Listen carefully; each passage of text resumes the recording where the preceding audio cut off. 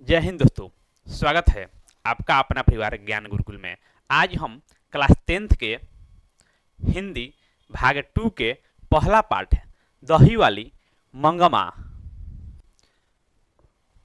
का 25 महत्वपूर्ण previous year question को लेकर आए हैं। आइए हम लोग देखते हैं पहला प्रश्न। दही वाली मंगमा कहानी का कहानीकार कौन है? तो आपका ये है श्रीनिवास। कौन है? श्रीनिवास। श्रीनिवास का जन्म कर्नाटक कोलार में हुआ था। कहाँ भाई? कर्नाटक के कोलार जगह में, कोलार। और इनका पूरा नाम मास्ती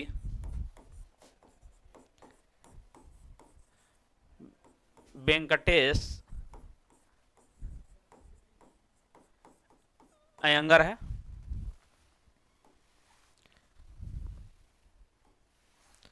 अगला प्रश्न है, मंगमा क्या बेचती थी? तो जो मंगमा है वे आपका दही बेचती थी। क्या बेचती थी? दही बेचती थी। दही बेचने के लिए कहाँ जाती थी? तो बंगलुरु जाती थी। बंगलुरु, दही बेचने बंगलुरु जाती थी। मंगमा को किसके साथ विवाद था? तो जो मंगमा थी उसका अपने बहू के साथ हमेशा विवाद होते रहता था। और उसके बहू के नाम क्या था? नजम्मा था। नजम्मा, नजम्मा। दही वाली मंगमा कहानी किस भाषा से अनुदित है? यानी जो दही वाली मंगमा है ये कहानी कन्नड़ भाषा से लिया गया है। किस भाषा से लिया गया है? कन्नड़ भाषा से लिया गया है। और इसको हिंदी में कौन लिखे हैं? अनुवाद कौन किए हैं? तो B.R. नारायण अनुवाद किए हैं। B.R. नारायण।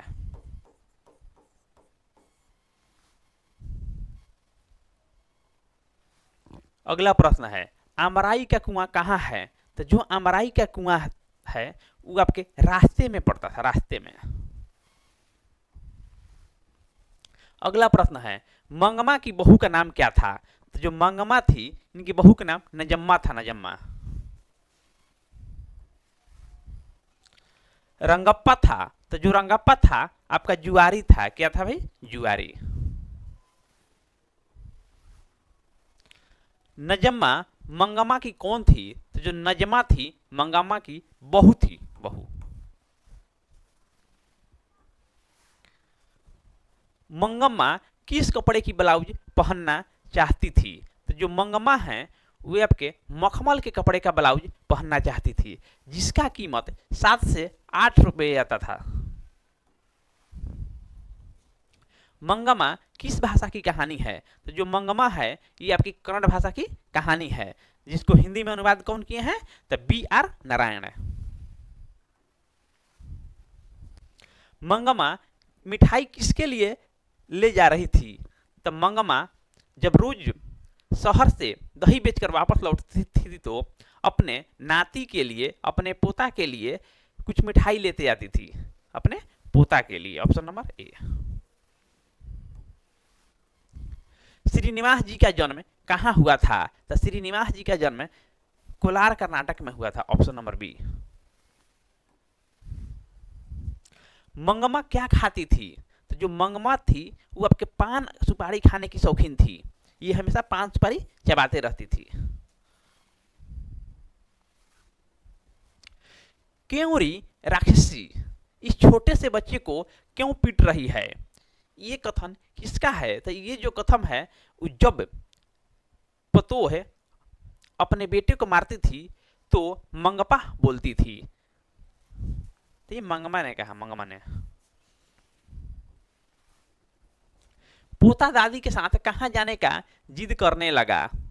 तो जो पोता है दादी के साथ दही बेचने जाने का जिद करने लगा। कहाँ? तो बंगलुरु। मखमल के ब्लाउज में कितने रुपए लगते थे? तो जो मखमल के ब्लाउज थे उसको सिलवाने में, उसको खरीदने में 7 से 8 रुपया लगते थे। श्रीनिवास जी का जन्म कब हुआ था? तो श्रीनिवास जी का जन्म 6 जून 1891 ईस्वी को हुआ था। कहाँ पर हुआ था भाई? तो कोलार है। कोलार एक जगह है, कहाँ पड़ता है? कर्नाटक में पड़ता है। तो कोलार कर्नाटक में।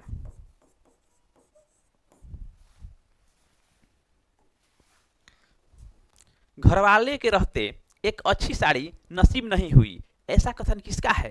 तो ये आपके मंगमा का ये कथन है।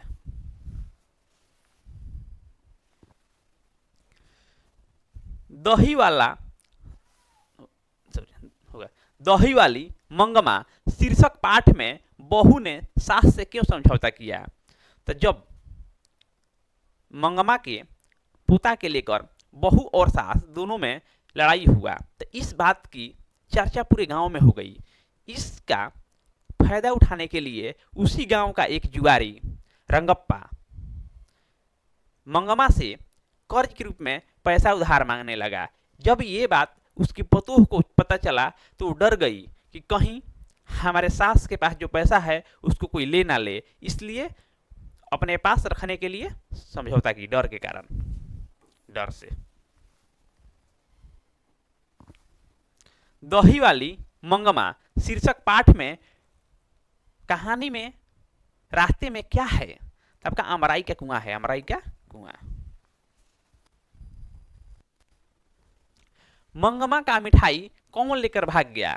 तो जब मंगमा एक दिन शहर से आते समय रोज के जैसा ही मिठाई लेकर आ रही थी तो उसको कौवे ने लेकर भाग गया, कौवा ने।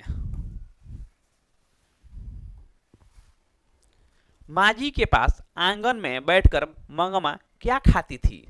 तो जिस शहर में ये दही बेचने के लिए जाती थी उसी गांव में एक माजी नाम की औरत थी और इनके परम सखी थी। जब भी उधर बेचने के लिए जाती थी तो माजी के पास ही उनके आंगन में बैठती थी और अपने दुख सुख शेयर करती थी, साझा करती थी और वहीं पर बैठ के पान सुपारी खाते रहती थी।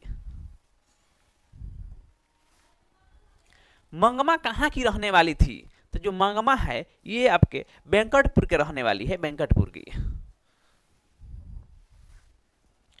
मंगमा से कौन कर्ज मांग रहा था? तब मंगमा से उन्हीं के गांव का एक जुआरी था जिसका नाम क्या था? रंगप्पा। क्या मांग रहा था? कर्ज मांग रहा था रंगप्पा। सास बहू में झगड़ा क्यों हुआ था? तो जो सास बहू में झगड़ा अक्सर बच्चों को पिटने के लिए ही होता है और इस कहानी में भी सास बहू का झगड़ा बच्चों को पिटने के लिए ही हुआ था। धन्यवाद, थैंक यू। इसी प्रकार से आप वीडियो को देखते रहिए और ये आपके आने वाले एग्जाम में बहुत ही लाभदायक साबित होंगे। जय हिंद, जय भारत।